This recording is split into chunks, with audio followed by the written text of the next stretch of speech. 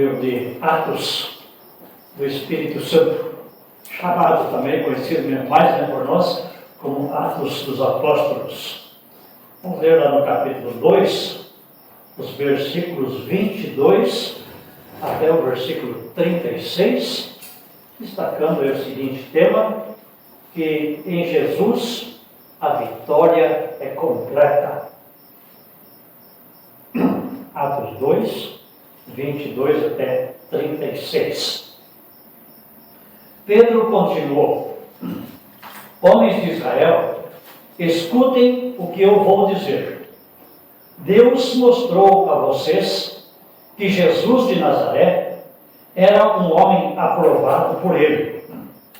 Pois por meio de Jesus, Deus fez milagres, maravilhas e coisas extraordinárias no meio de vocês, como vocês sabem muito bem. Deus, por sua própria vontade e sabedoria, já havia resolvido que Jesus seria entregue nas mãos de vocês, e vocês mesmos o mataram por mãos de homens maus, que o crucificaram. Mas Deus ressuscitou Jesus, livrando-o do poder da morte, porque não era possível que a morte o dominasse. Pois Davi disse a respeito de Jesus o seguinte: eu via sempre o Senhor comigo, porque Ele está ao meu lado direito, para que nada me deixe abalado. Por isso o meu coração está feliz, e as minhas palavras são palavras de alegria. Eu, um ser mortal, vou descansar, cheio de esperança, pois tu, Senhor, não me abandonarás no mundo dos mortos. Eu tenho te servido fielmente, e por isso não deixarás que eu apodreça na sepultura. Tu me tens ensinado os caminhos que levam à vida, e a tua presença me encherá de alegria. E Pedro disse mais isto: meus irmãos, eu preciso falar claramente com vocês a respeito do patriarca Davi. Esse grande líder morreu e foi sepultado, e o seu túmulo se encontra aqui até hoje. Ele era profeta e sabia que Deus lhe havia jurado que um dos seus descendentes seria rei como ele. Davi sabia o que Deus ia fazer e por isso falou a respeito da ressurreição do Messias. Davi disse: ele não foi abandonado no mundo dos mortos, nem o seu corpo apodreceu na sepultura. Deus ressuscitou este Jesus, e todos nós somos testemunhas disso, pois Jesus foi levado para sentar-se ao lado direito de Deus, o seu Pai, o qual lhe deu o Espírito Santo, como havia prometido.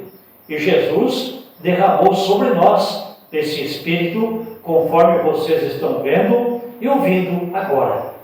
Pois Davi não subiu para o céu, mas ele mesmo afirmou: o Senhor Deus disse ao meu Senhor: sente-se do meu lado direito, até que eu ponha os seus inimigos como estrado debaixo dos seus pés. Todo o povo de Israel deve ficar bem certo de que esse Jesus que vocês crucificaram é aquele que Deus tornou Senhor e Messias. Deus abençoe o nosso meditar. Vocês já viram, assistiram, ou até participaram de alguma competição final, campeonato, onde no final alguém lá fica vencedor, né? Uma vitória aí, um jogo de futebol, qualquer outro esporte. Só que essa vitória que alguém consegue, ou um time consegue, é uma vitória momentânea, né? Daqui a algum tempo começa outro campeonato, eles têm que vencer de novo, outra competição, e sempre outra batalha e outra vitória. E a vitória que se conquista em algum momento não é uma vitória plena, completa, para sempre. Com Jesus é diferente. Ele venceu. Ele é vitorioso. E a sua vitória é completa. Ele não precisa vir e morrer mais uma vez na cruz para vencer e pagar os nossos pecados. Ele não precisa morrer e ressuscitar de novo para se mostrar vencedor e vitorioso. Ele fez isso uma vez por toda, e então dizemos em Jesus a vitória, não dele, porque ele sempre foi vitorioso e vencedor, mas a tua e a minha vitória é completa, plena em Jesus. Ele disse, ao morrer lá na cruz, uma das suas últimas palavras, está consumado, está completado, está cumprida a obra, a missão de salvar a humanidade. E esta vitória completa pode ser assim compreendida por nós, ou acreditada melhor, porque aqui em nossa leitura temos Deus aprovando a ação, os feitos do seu Filho Jesus. Ele é aprovado por Deus. Deus aceita tudo o que ele faz, porque ele faz em obediência para com o Pai. Deus aceita o sacrifício que ele fez em nosso lugar como válido e suficiente para pagar a nossa culpa. E ele ressuscita o Filho, mostrando assim que ele então está de acordo com o Filho, pois ele tira Jesus da sepultura, como previsto por Davi aqui já no Antigo Testamento. Versículo aqui 22, segunda parte, vai dizer isso. Pois por meio de Jesus, Deus fez milagres, maravilhas e coisas extraordinárias no meio de vocês, como vocês bem sabem. Jesus fez muitos sinais, milagres, ressuscitou mortos, inclusive. Então, os judeus que ali estavam, a multidão que ali estava, sabia disso. E o Nicodemos, lá em João, capítulo 3, versículo 2, conversando com Jesus meio às escondidas, ele disse: Senhor, se Deus não estiver com você, eu sei que Deus está contigo, porque se Ele não estivesse contigo, você não faria estas coisas que você fez. Esses sinais, esses milagres que você fez, só é possível quando Deus está com você. Nicodemos ainda não acreditava direito, não sabia direito quem era Jesus, mas enfim, ele diz uma coisa interessante. Deus está com Jesus, Deus está permitindo, admitindo que Jesus faça esses sinais. E depois, claro, o grande sinal, que é a ressurreição. Jonas, lá no Antigo Testamento, que ele foi engolido pelo peixe, e depois de 3 dias, ele foi devolvido à terra. Ele diz, ou Mateus, melhor 12, 38 e 40, falando do Jonas, fala isso, que Jonas ficou 3 dias e 3 noites no ventre do peixe, simbolizando aquilo que aconteceu com Jesus. Ele ficou também 3 dias na sepultura, mas depois saiu de lá. E este é o grande sinal que o povo pode receber. O grande sinal que também estava sendo dado para alguns judeus que pediram sinais. Disseram: Jesus, faça algum milagre para podermos acreditar em Ti. Então, Jesus lembra essa história do Jonas, dizendo: vocês têm o sinal do Jonas, não vou fazer outro sinal. E o sinal do Jonas significa isso, que assim como ele ficou 3 dias e saiu, eu também vou ficar 3 dias na sepultura e vou ressuscitar. Este é o maior sinal. Este é o sinal que nos convence, claro, com os olhos da fé, que Jesus de fato é o Messias, é o prometido, é o enviado por Deus. É aquele que Deus envia, e esse filho obedece ao Pai até a morte e morte de cruz, e o Pai está contente com a ação, com a missão que o seu filho cumpriu aqui no mundo, a missão de nos salvar. Então Deus aprova a atitude do filho, a missão dele, e aceita o seu sacrifício, como disse, com suficiente, aliás, mais que suficiente, para pagar a culpa de toda a humanidade, salvando todo aquele que nele crê.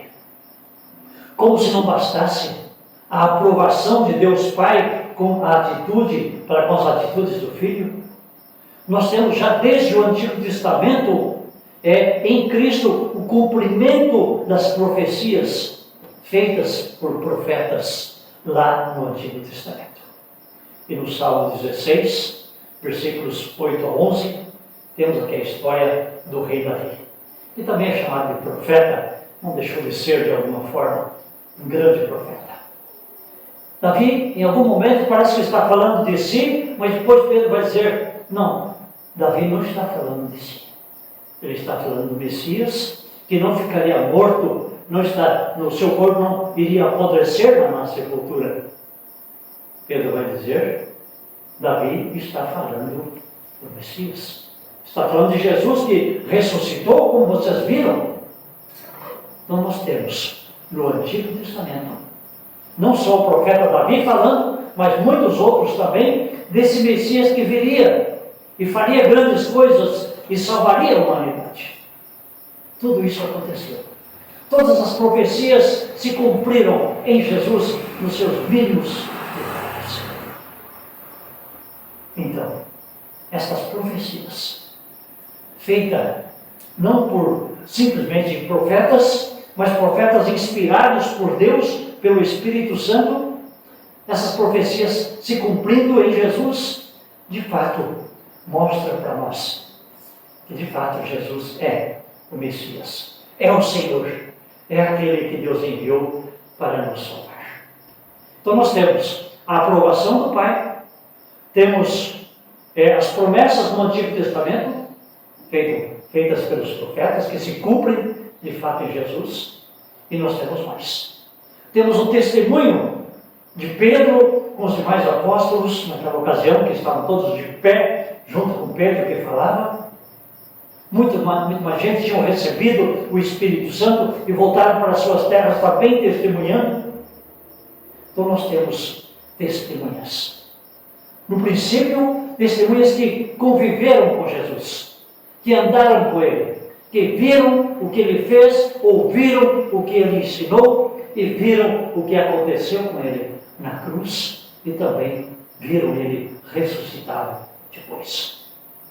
E Atos capítulo 1, versículo 8 vai dizer que os cristãos, o povo de Deus, tendo recebido o Consolador, o Espírito Santo, seríamos testemunhas até os confins da terra. Nós somos, por vezes, pessoas que ficamos, quem sabe, cabisbaixos, até mesmo desanimados, vendo o mundo fazendo barulho, vendo o mundo conseguindo fazer muitas coisas, inclusive guerras, inclusive a destruição, e nós nos sentimos fracos, nos sentimos pequenos, pensando, puxa, mas será que a igreja vai existir, como alguém perguntou? Será que vai haver fé ainda na terra? Nós temos a promessa, que vocês já ouviram, eu falei várias vezes, que as portas do inferno não prevalecem contra a igreja. E quando o Espírito Santo, de fato, é enviado e atua em cada um de nós, membros desse corpo de Cristo, nós somos sim encorajados, capacitados para testemunharmos a nossa fé. Aliás, como fez Pedro, falando só dele, porque é mencionado aqui no texto, mas os outros também fizeram isso. Aquele Pedro que era medroso, você sabe, que negou a Jesus, e que queria guerrear por Jesus com a sua força, cortando a orelha de alguém lá. Esse Pedro impetuoso, mas um Pedro que ouviu Jesus, que viu Jesus, que, guiado pelo Espírito Santo, agora se levanta e aponta para aqueles que tinham matado Jesus e diz: esse Jesus que vocês mataram, esse Deus ressuscitou. Veja que coisa perigosa Jesus disse naquele momento. Poderiam pegá-lo naquele momento, prendê-lo e também cortar a cabeça dele. Não aconteceu isso naquele momento, mais tarde sabemos que ele foi também crucificado de ponta cabeça, diz uma lenda, é por causa da sua fé e da pregação do Evangelho. Mas ele não ficou com medo. Ele falou a verdade. Vocês mataram Jesus. Essa é uma verdade também para todos nós hoje. Nós somos os culpados também pela morte de Jesus. Foi por ti e por mim que ele morreu na cruz. Mas, pelo poder do Espírito Santo, nós confessamos nossos pecados, reconhecemos nossa fraqueza e reconhecemos que Jesus de fato pagou a nossa culpa na cruz. Claro, pela fé que nos é dada pelo Espírito Santo. Então temos a aprovação de Deus dessas ações do Filho. Quando o mundo desaprova, quando as pessoas sem a ação do Espírito Santo, sem a palavra, não conseguem acreditar e nunca vão conseguir, enquanto essas pessoas desaprovam a ação de Cristo e a ação da igreja de Cristo aqui neste mundo, nós continuamos nesta igreja porque Deus aprovou, porque Deus cria esta igreja pela ação do Espírito Santo, uma igreja que se une em torno do Senhor e Rei, Jesus Cristo, que conduz esta igreja em paz e em segurança. Durante esta jornada que é curta, por sinal, não é fácil, mas é curta, nos conduz, alegres e felizes, para a vida eterna. Quando Abraão falou alguma coisa nas entrelinhas sobre Jesus, ele se alegrou. Ele viu com os olhos da fé o Messias que viria restaurar a humanidade, ou salvar a humanidade. Davi, da mesma forma, falando de Jesus, aqui no Salmo 16, vai dizer: a minha alma se alegrou, eu tenho esperança, eu sei que eu também não vou ficar nessa estrutura. Os outros profetas, lá no Antigo Testamento, os apóstolos, a igreja cristã, aqui no Novo Testamento, hoje a igreja cristã é uma igreja que vive esperançosa, uma igreja que vive contente, vive alegre, uma igreja que tem coragem, porque não somos nós que fazemos a obra de Deus. É Deus que faz a sua obra em nós e através de nós. E por isso nós estamos tranquilos.